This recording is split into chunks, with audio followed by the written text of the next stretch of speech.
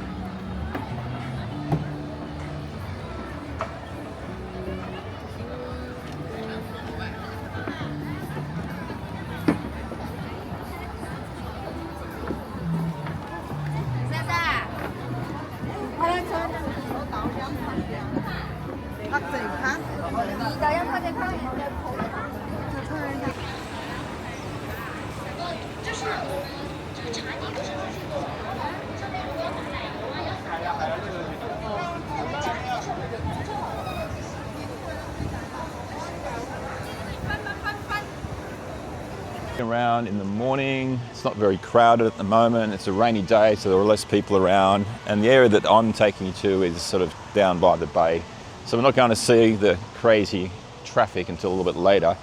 But one of the biggest obstacles, certainly I had yesterday when I went for a long walk, is scooters.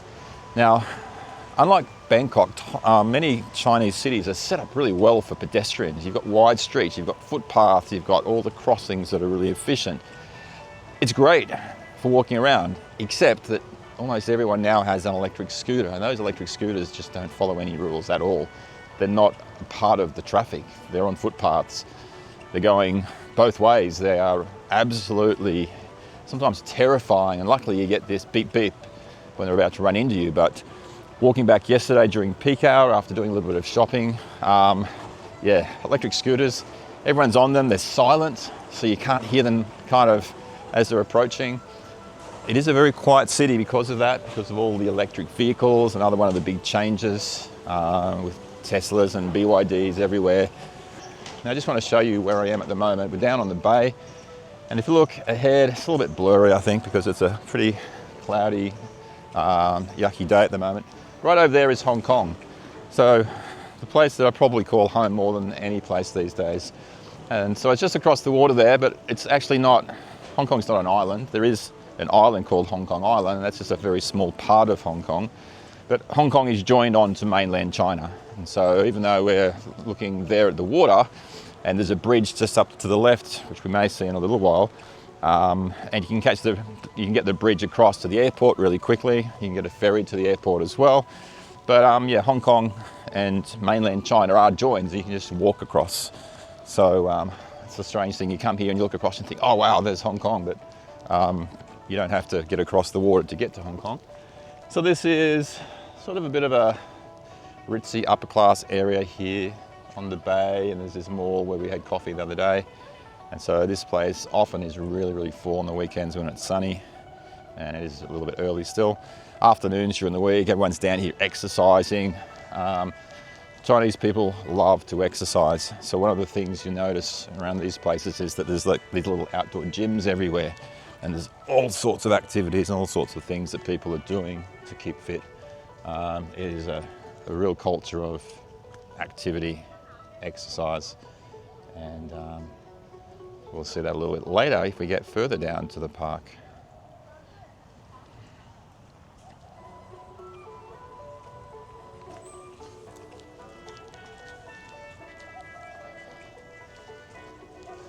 The other thing about Shenzhen more specifically is that it is incredibly green. and it's huge. I mean, it's a really massive city, but it is just full of parks everywhere and lots of areas of nature, and you can actually get out of the city really easy. And also, you can't see it right there, but there's a big mountain up there, Nanshan Mountain, where I'm going to go for a bit of a hike soon. But there are lots of other hiking opportunities, and there are even beaches. It takes a little while to get to the beaches, and I haven't done that yet, but I'm going to check those out. And I've been led to believe that some of the beaches are quite nice, so I'm looking forward to checking that out. But of course, getting across to Hong Kong to some of my favourite beaches across there is something I'm really looking forward to.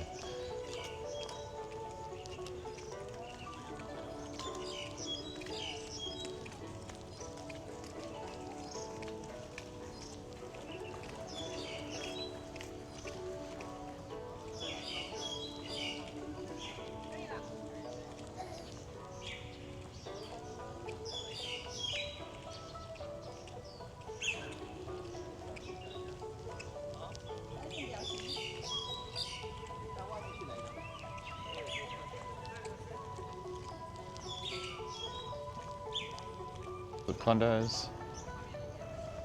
Ours is one of those.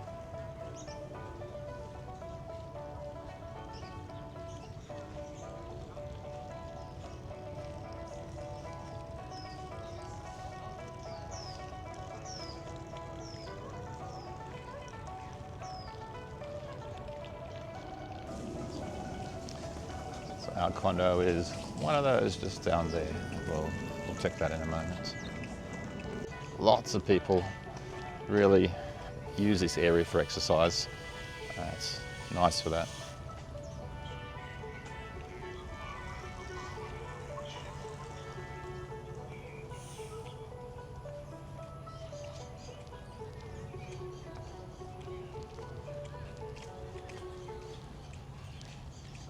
You could go along this path here around the water all the way into near where my school is, and a lot of my colleagues ride their bikes all the way without having to interact with any traffic. So it could be about 15 kilometres in fact of pathways for joggers, for cyclists, for walkers, and yeah, it's a pretty good place for getting away from the traffic and exercising where you don't have electric scooters. That's the benefit of these parts. There are no electric scooters in here, which is pretty good.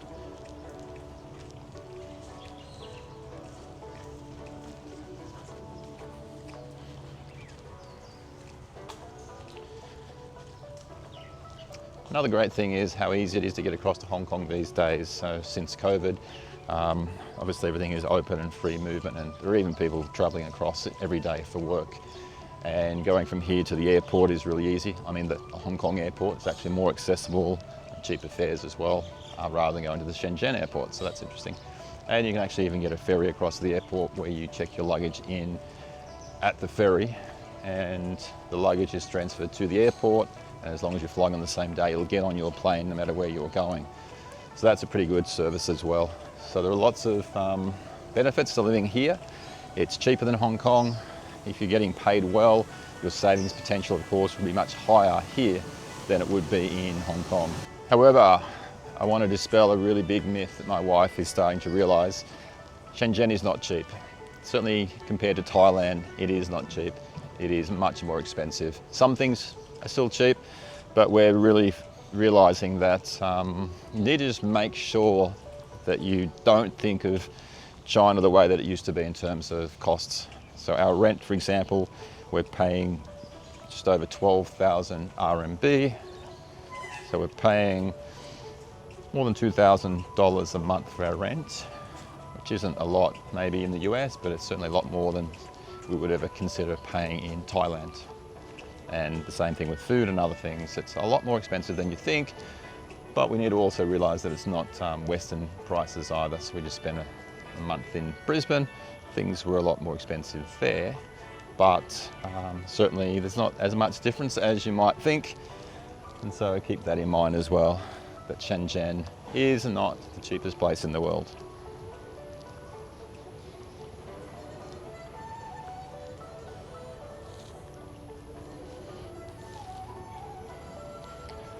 Okay, so let's go into our compound and just kind of walk through it. It's quite old, but the place where we're living is really, really nice. It's been well maintained. And what I like about this place is that it's fairly large, but it's just all green. And there are lots and lots of places within where we live to just chill, but also to exercise. I've got to buy a yoga mat so I can come down and do some yoga and some exercise every morning. And yeah, these units are fairly old, but they're quite spacious, quite nice, and it's a pretty good vibe so far.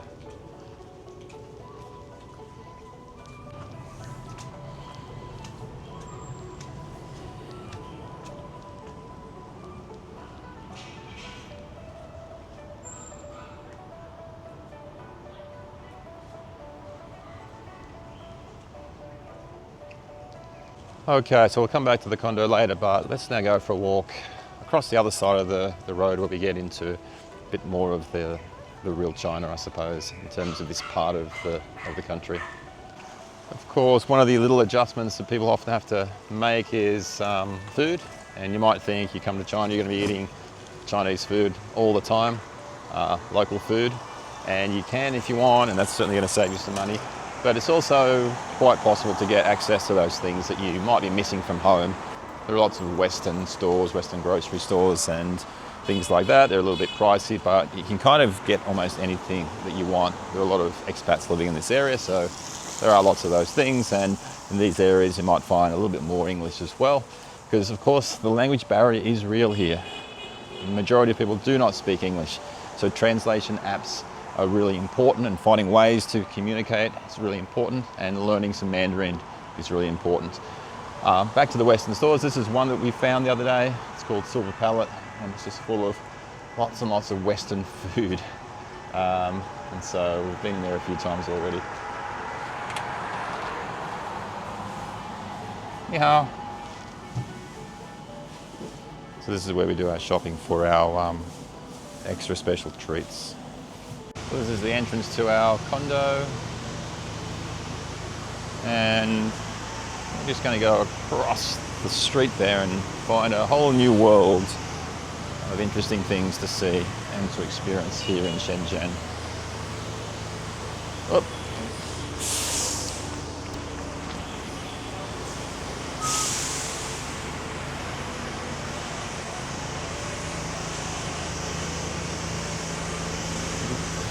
We live about 8 minutes walk from the metro as well, so I catch the metro at the moment to go into work, and hopefully that keeps being the best way to do things. Really cheap, really efficient, really reliable, but of course I could catch a taxi as well if I wanted to.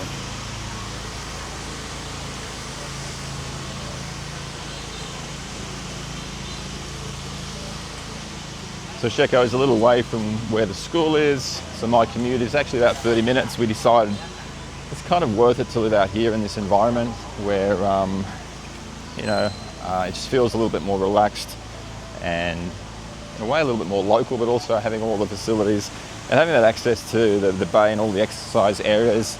I think it's going to be good for our health, and I think it's just a nice place to live, and I'm not really bothered by the commute at the moment. It's not too bad. 30 minutes is okay.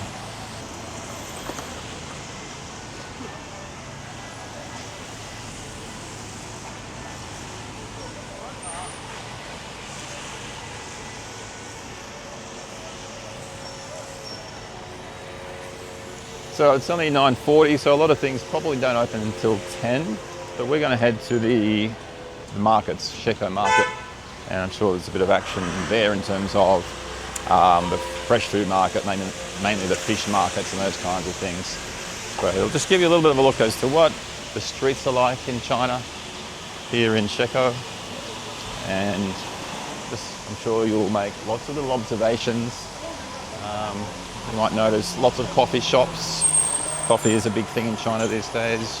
You'll notice lots of places where you can get foot massage. You'll notice lots and lots of electric bikes all over the place.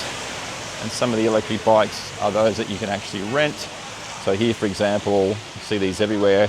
And what you do is you just scan the QR code and off you go, and then you have to leave it in a designated place, just like a lot of places around the world, but those things are absolutely everywhere. Of course, walking around the streets, you do have to be careful. Traffic is pretty crazy sometimes. As I said before, those electric scooters, pretty hazardous. It's just that it's fairly early in the morning here on a weekend, so there aren't too many of them around.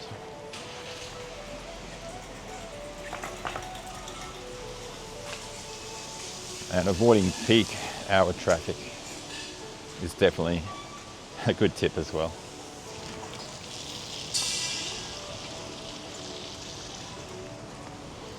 I think the eating opportunities are incredible in Shekou in terms of restaurants of all cuisines. There's not a lot you can't find in terms of food if you really want to eat Japanese. Japanese restaurants everywhere. If you really want to eat Italian, French, if you love burgers, you know, you're going to find everything. And Thai restaurants as well, which I'm really happy about.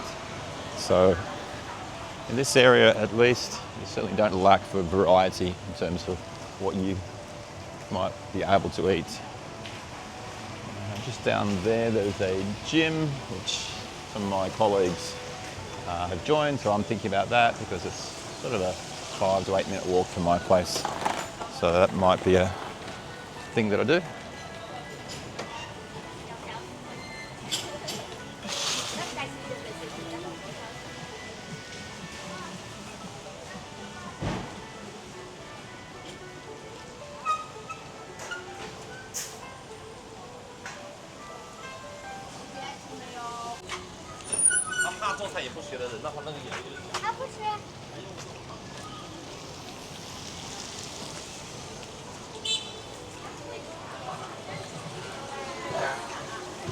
This is a place where we've done some of our shopping already. It's a little bit easier, I guess, to shop in places like this, where everything is there together. And yeah, of course, the payment we have to use here is Alipay or WeChat.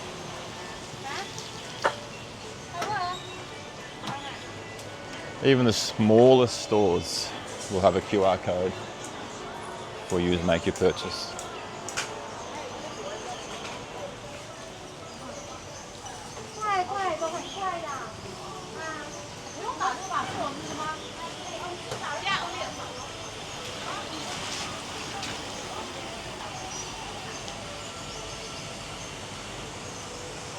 Now, a lot of my friends probably never come to this market here because when they're purchasing their food, they just go to the app. My wife kind of likes shopping of all kinds, and she actually likes food shopping and market shopping. So for her, this is kind of cool that this is really close. For a lot of people, this might be kind of scary in terms of buying the fresh food stuff, but there are lots of food options in general in terms of just snacks and all sorts of really interesting things. This really is great for your senses in terms of lots of activity, lots of incredible things to see, and yeah, I find markets really fascinating. But you've got to be in the right mood. You definitely don't want to be in a hurry, and you definitely need to have some patience and an open mind. Let's have a bit of a walk through here.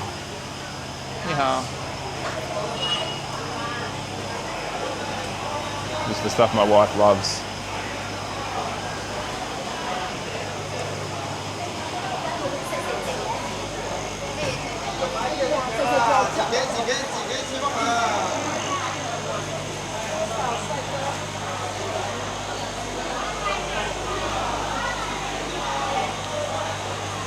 So obviously this is all seafood.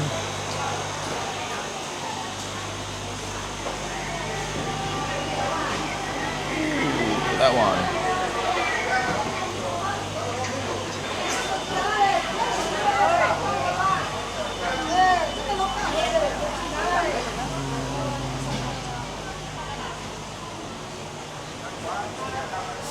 So this gives us a real local feel to where we live, because you don't want to be in that expat bubble.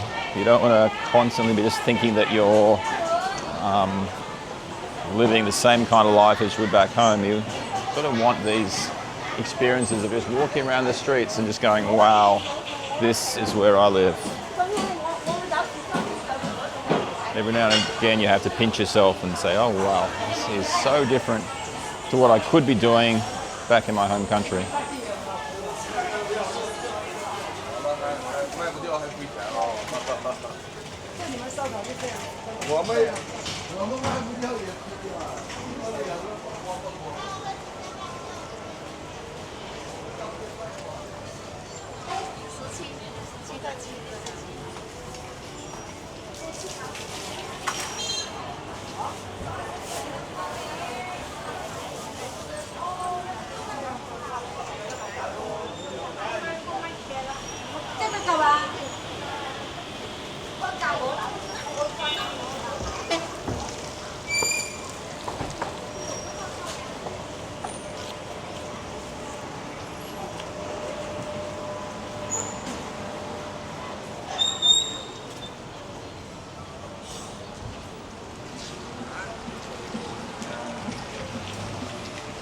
The other thing that you have to do, and you're actually meant to do it within 48 hours after moving addresses or after finding your first place to live, is to register with the local police.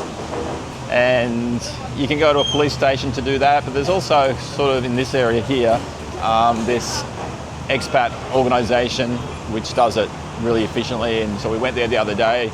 They spoke really good English and helped us. It was really friendly, and they just took all of our details, showed them our passport, showed them our rental agreement.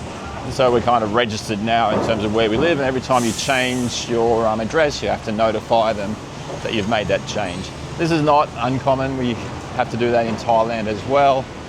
But here at least you don't have the crazy 90-day report that you have in Thailand, where you have to report your current status every 90 days.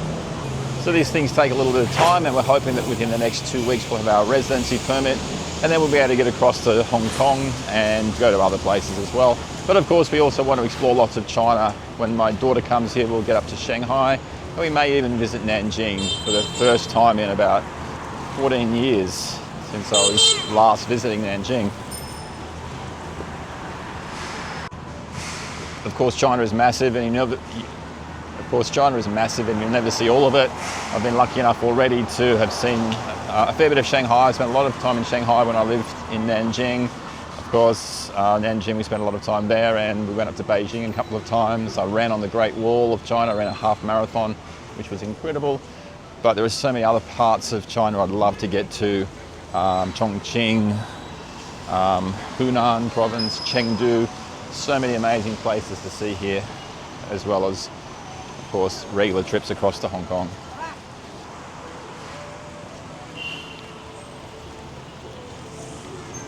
Don't get hit, Mark.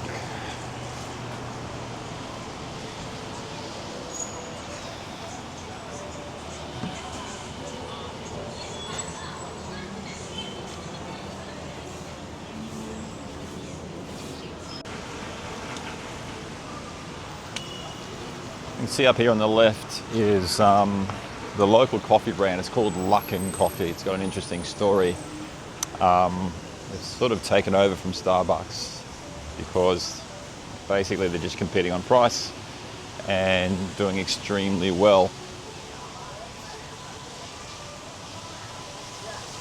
Now, buying a coffee isn't always as simple as you might expect. And my first experience at Luckin Coffee, I just turned up and saw all these coffees there on the counter, and just one person serving, and I stood there for ages and he didn't even acknowledge me. And eventually he came over and he used his translating machine to ask me if I'd ordered. I said, no, I'm trying to order. And then he just pointed to the QR code. What I hadn't realised was he was just making coffees for people who had ordered. There's no interaction with the person serving at some of these coffee places. They've already got the order from home, and people have just done that, and then they turn up to collect. They've probably already paid. Anyway, I was able to pay with the QR code, or order with the QR code, then sit there and wait. But I had no idea. I just thought I could ask for a hot latte, please, but it doesn't work that way. Everything is done through the QR code. Sometimes there's no interaction with a person at all until it appears. And so everything is just different especially in terms of how you order things, how you pay for things.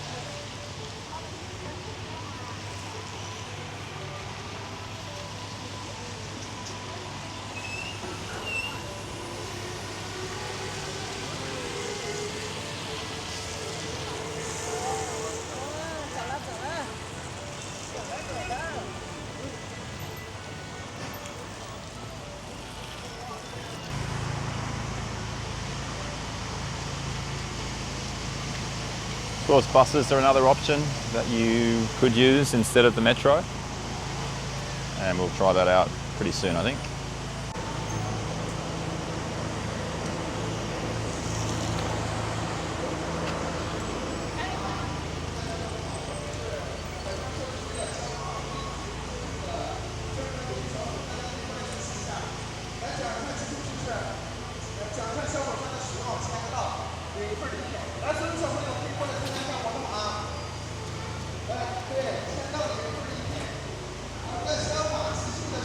Hello math, hello music, hello English.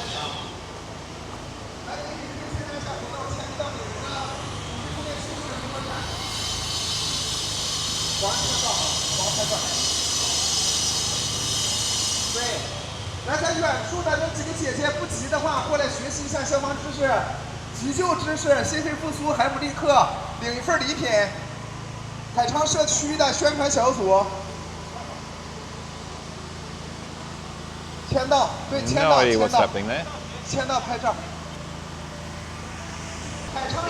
And of course there are 7-Elevens here as well, but they're nothing like the 7-Elevens I'm used to in Thailand.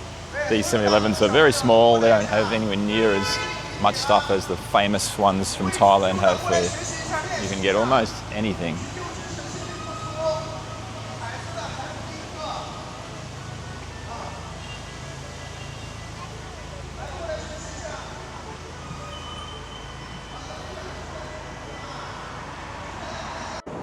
Okay, well I'm back to our condo now. I hope you enjoyed that little walk around my new environment here in Shekou. So stay tuned and subscribe for more information about international teaching and my new life here in Shenzhen, China over at least the next couple of years that I'll be here for. Click the link in the description if you're interested in any of my international teaching resources, and stay tuned for more China content. I'll see you in another video. Bye for now.